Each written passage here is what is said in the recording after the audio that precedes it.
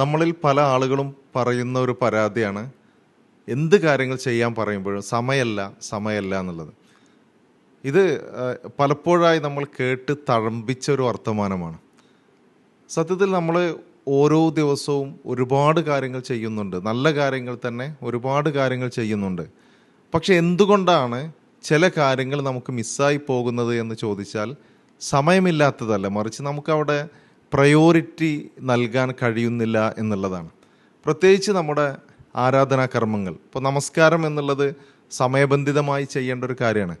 പക്ഷേ ആ സമയബന്ധിതമായി ചെയ്യേണ്ട കാര്യങ്ങൾ നമുക്ക് അതിൻ്റെതായ പ്രയോറിറ്റി നിശ്ചയിക്കാൻ കഴിയാത്തത് കൊണ്ട് നമുക്കത് നഷ്ടപ്പെട്ടു പോകാറുണ്ട്. ഇപ്പോൾ നമുക്ക് എങ്ങോട്ടെങ്കിലും ഒരു യാത്ര പോകണം. ആ യാത്ര എന്നുള്ളത് നമുക്ക് ഏറ്റവും ഇഷ്ടപ്പെട്ട യാത്രയാണെങ്കിൽ 5 മണിക്ക് പോകേണ്ടത് നമ്മൾ നേരത്തെ എണീറ്റ് അതിന് മുമ്പ് തന്നെ 4:30 തന്നെ നമ്മൾ റെഡിയായി യാത്രക്ക് സന്നദ്ധനാകും. അതേ ആളുകൾക്കാണ് പലപ്പോഴും ഫജ്ർ നമസ്കാരം മിസ്സായി പോകാറുള്ളത്. നമുക്ക് എന്തെങ്കിലും പല ആളുകളും പല എൻ്റർടൈൻമെൻറ്റും ആസ്വദിച്ചുകൊണ്ട് രാത്രി എത്ര ലൈറ്റായാലും അവർക്കൊരു പ്രശ്നമാകാറില്ല. നേരെ മറിച്ച് കുറച്ച് സമയം കഴിഞ്ഞാൽ ഇശാ നമസ്കരിക്കണം എന്ന് തോന്നുമ്പോൾ അപ്പോൾ ഒരു അലസത, ക്ഷീണമൊക്കെ നമ്മളെ പിടികൂടും.